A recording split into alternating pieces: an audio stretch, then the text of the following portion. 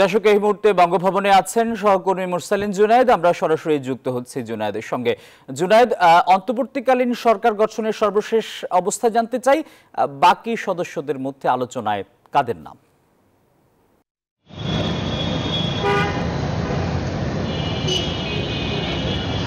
আসিফ, এখন পর্যন্ত সবশেষ যেই তথ্যটি সেই হচ্ছে এখনো মন্ত্রিপরিষদ বিভাগের কাছে পূর্ণাঙ্গ কোনো নামের তালিকা এখন পর্যন্ত পৌঁছায়নি।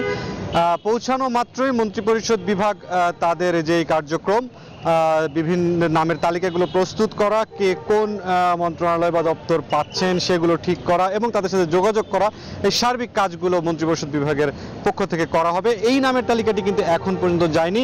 আসিফ, গত রাতে যেই সবশেষ এখানে বৈঠকটি হয়ে গেছে এবং বৈঠক পরবর্তী যেই ব্রিফিংটি হয়েছে সেই ব্রিফিং থেকে যা বলা হয়েছে যে নোবেল বিজয়ী অর্থনীতিবিদ ডক্টর মোহাম্মদ ইউনূস তিনি অন্তর্বর্তীকালীন সরকারের প্রধান হচ্ছেন, এটি মোটামুটিভাবেই চূড়ান্ত।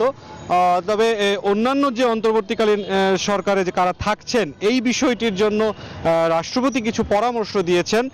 বৈষম্য বিরোধী ছাত্র আন্দোলন এবং বৈঠকে যারা ছিলেন আরও ঢাকা বিশ্ববিদ্যালয়ের দুজন শিক্ষক, তাদেরকে তিনি পরামর্শ দিয়েছেন যে অন্যান্য যে রাজনৈতিক দলগুলো রয়েছে, বিশিষ্ট নাগরিকরা রয়েছে, তাদের সাথে আলাপ আলোচনার সাপেক্ষে মূলত অন্তর্বর্তীকালীন সরকারে আর কারা থাকতে পারেন সেই বিষয়টি নিয়ে ঠিক করার জন্য।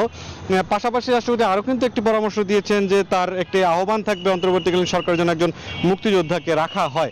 এটি বঙ্গভবনের যে জনসংযোগ সেই জনসংযোগ থেকে জানানো হয়েছে এই তথ্যগুলো।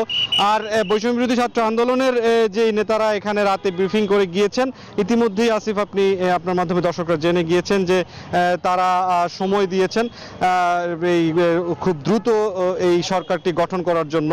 এছাড়াও ডক্টর মোহাম্মদ ইউনূসের নাম চূড়ান্ত হওয়ার পর যেটি জানা গেছে, ডক্টর মোহাম্মদ ইউনূস আজ তিনি প্যারিস অবস্থান করছেন, প্যারিস থেকে তিনি রওনা হবেন এবং ধারণা করা হচ্ছে যে আজ রাতের মধ্যে তিনি বাংলাদেশে নামবেন, আসবেন। কিন্তু সেই দিক থেকে যদি বিবেচনা করা হয় যে আজ সারাদিন মূলত যেই দাপ্তরিক কাজগুলো রয়েছে সেই কাজগুলো অর্থাৎ নামের তালিকাগুলো সংগ্রহ করা, কারা হচ্ছেন সেটি চূড়ান্ত করা, এই বিষয়গুলোর কতখানি আগাবে সেটি এখন দেখার বিষয়। সার্বিকভাবে এখন পর্যন্ত যেই বঙ্গভবনের পরিস্থিতি রয়েছে, এখনো এখানে কেউ বৈঠক বা অন্য কোনো আলোচনার জন্য কিন্তু বঙ্গভবনে এখনো কেউ আসেন।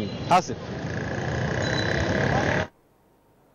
মুরসালিন জুনায়েদ, আপনাকে ধন্যবাদ।